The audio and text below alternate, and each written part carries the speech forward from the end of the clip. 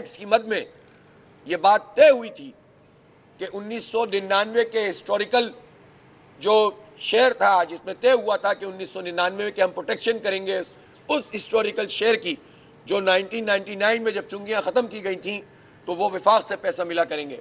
وفاق سے وہ پیسے اس شیئر کے مطابق ملتے ہیں، لیکن صوبہ جو ہے وہ کراچی کے ہسٹوریکل شیئر کے بجائے اس کے پیسے کم کرتا چلا گیا ہے. اب کراچی اگر صوبے کا حصہ ہے، جس طرح وہ کہتے ہیں کہ ہمارا کیپٹل ہے، آپ الگ الگ کیوں بات کرتے ہیں؟ تو بھائی آپ اس کو اپنا حصہ سمجھو. پھر آپ نے 76% شیئر کو کرتے کرتے 27% پہ آپ لے آئے. 2001 سے یعنی 2008 تک تقریباً یہ 76% شیئر کے حساب سے ہمیں مل رہا تھا. بعد میں پھر ایم کیو ایم کے زمانے میں ہی، اور ایم کیو ایم مزید 6 سال ان کے ساتھ اقتدار میں رہی. یہ بھی ایک حیرت انگیز بات ہے کہ ہمارے دھرنے کے پریشر میں بہت سی جماعتیں احتجاج شروع کر دیں، لیکن ان سوالوں کا جواب ان کو دینا پڑے گا کہ 2008 سے 2014 تک تو وہ براہ راست حکومت میں شامل تھے، گورنر ان کے تھے، سب کچھ ان کے ہاتھ میں تھا. تو آپ نے وہ ہسٹوریکل شیئر کی بنیاد پر کراچی کے پیسے، کراچی کی بلدیہ کے پیسے کیوں نہیں جاری کروائے؟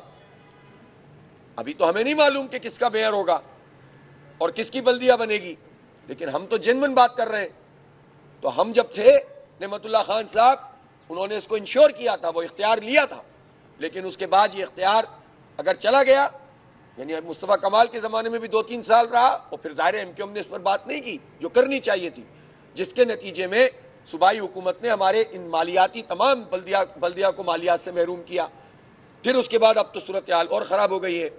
اسی طرح ہمارا مطالبہ یہ ہے کہ جو کہ بہت پرانا جماعت اسلامی کا مطالبہ ہے، جو لوگ یہ بات کرتے ہیں کہ جماعت اسلامی ہمارے والے مطالبات لے کر آئی ہے، وہ تاریخ کو ذرا پڑھ لیں کہ جب عبدالستار افغانی صاحب میئر تھے 1987 میں میئر تھے، تو وہ اس وقت احتجاج کر رہے تھے کہ موٹر وہیکل ٹیکس میں حصہ ملنا چاہیے کراچی کو. اور اس پر جب وہ احتجاج کر رہے تھے تو ایک سازش ہو رہی تھی، جس طرح بہت سی سازشیں اس وقت بھی چل رہی ہوتی ہیں تاکہ جینوئن فورسز آگے نہ بڑھ سکیں. انشاءاللہ سب بھوکی کھائیں گے. تو اس وقت عبدالستار افغانی صاحب اپنی پوری بلدیہ کے ساتھ اس پر احتجاج کر رہے تھے. وہ میئر تھے، سٹنگ میئر، کہ کراچی میں موٹر وہیکل ٹیکس کراچی کو ملنا چاہیے. لیکن ان کی بلدیہ بھی توڑ دی گئی اور ان کو گرفتار کر لیا گیا. اور اس وقت نیشنل اور انٹرنیشنل طور پر کراچی کو جو آئسولیٹ کرنے کا ملک سے فیصلہ ہوا تھا، اس لیے کہ کراچی پورے ملک کی تحریک بن جاتا تھا. تو چیزوں کو ایکسپلائٹ کر کے یہاں پر جو کھیل کھیلا گیا وہ سب کو معلوم ہے، اور اس کے نتیجے میں 35 سال کا یہ پیچھے کا سفر ہے، سمت معکوس کا سفر ہے جو ہم دیکھ رہے ہیں.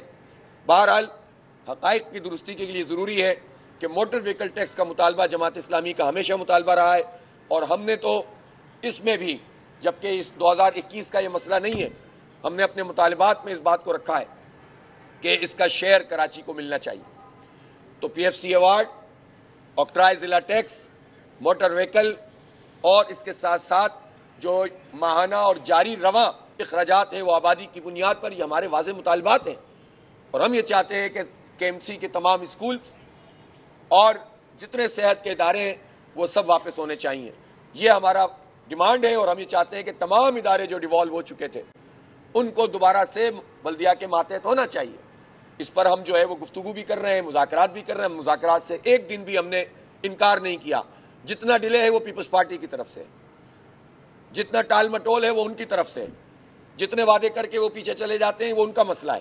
ہم بالکل اسٹریٹ ہیں، اور ہم نے یہ بات کہہ دی ہے کہ اگر آپ نہیں مانیں گے تو یہ دھرنا جو اب 28 دن ہو گیا ہے، تو اب یہ دھرنا جو ہے وہ اس سے زیادہ ایکسپینڈ کرے گا.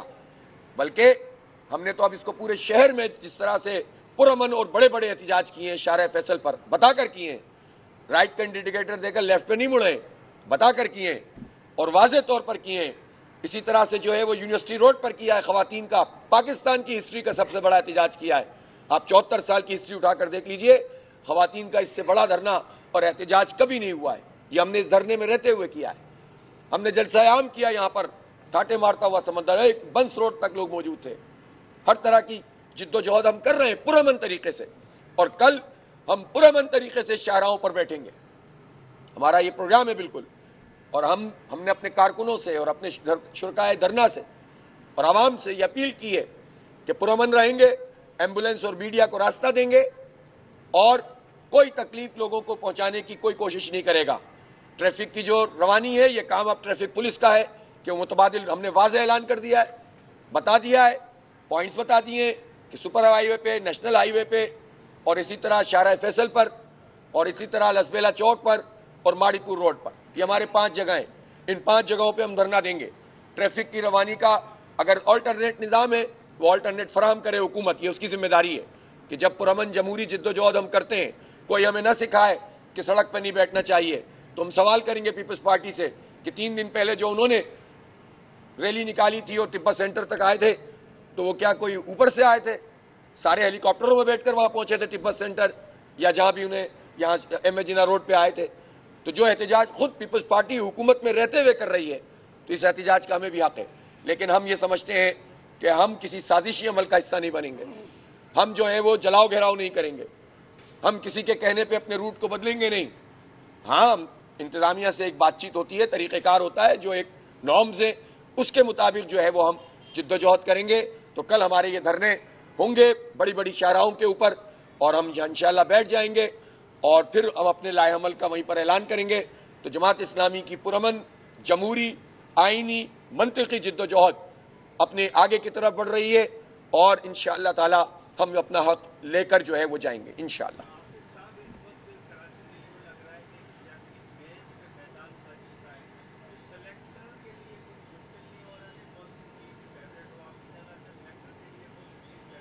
آپ پی ایس ایل کی بات کر رہے ہیں؟ سیاسی میچ؟ اچھا بھائی، یہ میچ ویچ تو مجھے نہیں پتا، ہم تو اپنی پچ پر موجود ہیں اور نکل کر اب اسٹروک بھی کھیل رہے ہیں۔ اس سے اگر لوگوں کو پریشانی ہو رہی ہے اور تماشائیوں کے اوپر بھی جا کر بال گر رہی ہے اور ان کے سرور پہ لگ رہی ہے تو وہ چل کر میدان میں آنے کی کوشش کر رہے ہیں، تو کرنے دیں انہیں۔ ہمارا میچ بھی جاری ہے، اننگ بھی بہت زبردست چل رہی ہے اور لمبا کھیل ہے، انشاءاللہ لمبی اننگ کھیلیں گے۔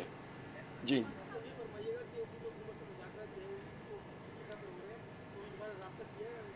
دیکھیں، سندھ حکومت سے مذاکرات کا بہت واضح بات ہے، وہ آئے تھے تو کمیٹی بنی تھی، کمیٹی نے میٹنگ کی تھی، اور میٹنگ کے بعد ان کی طرف سے ہی یہ سلسلہ روک دیا گیا۔ اس کے بعد انہوں نے، ظاہر ہے حکومت کا ایک طریقہ ہوتا ہے، بات چیت دوبارہ شروع کی ہے، وہ بات چیت ہوئی ہے، ان سے کچھ چیزیں جو ہے وہ پیپر پر ایک دوسرے سے ایکسچینج کی ہیں، اور کسی نتیجے تک پہنچ جانا چاہیے میرے حساب سے، تو اس لیے کہ ہم بھی غیر منطقی بات تو کوئی بھی نہیں کر رہے ہیں، جائز اور قانونی اور آئینی بات کر رہے ہیں، اور ہم بھی سیاست کے جو زیر و بم ہیں اس کو جانتے ہیں، اور ہم بھی سمجھتے ہیں کہ چیزوں کو کس طرح سے آگے بڑھنا چاہیے۔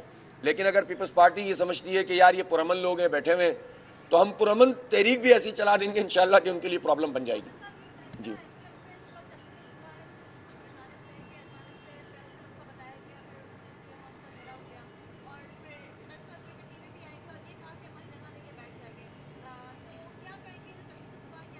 نہیں، تشدد تو کسی صورت میں صحیح نہیں کہہ سکتے ہم۔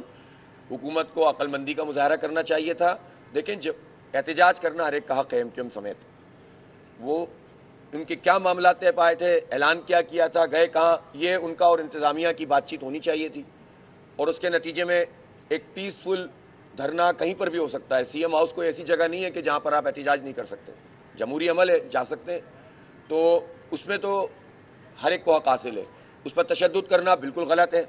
پولیس نے جس طرح سے وہاں پر اس پر اٹیک کیا، ٹیئر گیس پھینکی، ڈنڈے چلائے، میں سمجھتا ہوں اس کی مذمت کرنی بھی چاہیے، ہم نے کی بھی ہے، اور کسی صورت جو ہے وہ یہ قابل قبول بات نہیں ہے۔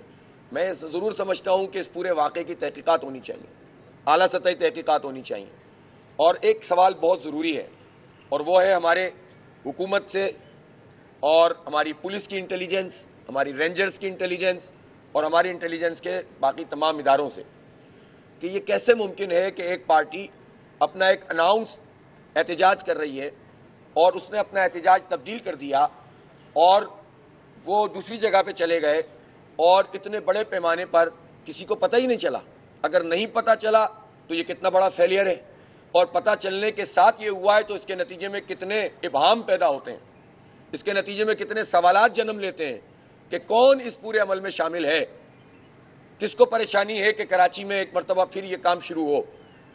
تو یہ دیکھنا چاہیے کہ اگر اس میں کوئی بھی اس طرح کی چیز موجود ہے کہ انٹیلیجنس کا فیلئر، تو یہ بھی خطرناک بات ہے، اور اگر انٹیلیجنس کے اداروں کو یہ بات معلوم تھی تو یہ بھی پریشان کن بات ہے۔ تو یہ تو اب ان اداروں کا کام ہے اور حکومت کا کام ہے اس کی ایجنسیوں کا کام ہے اور اس کی پولیس کا اور رینجرز کا کام ہے کہ وہ اس کے بارے میں صحیح تحقیقات کریں. باقی جہاں تک فیس ویلیو کی بات ہے، احتجاج سب کا حق ہے، جو جہاں جائے احتجاج کرے پرامن طریقے سے، اس پر تشدد قابل قبول کسی صورت میں بھی نہیں ہے.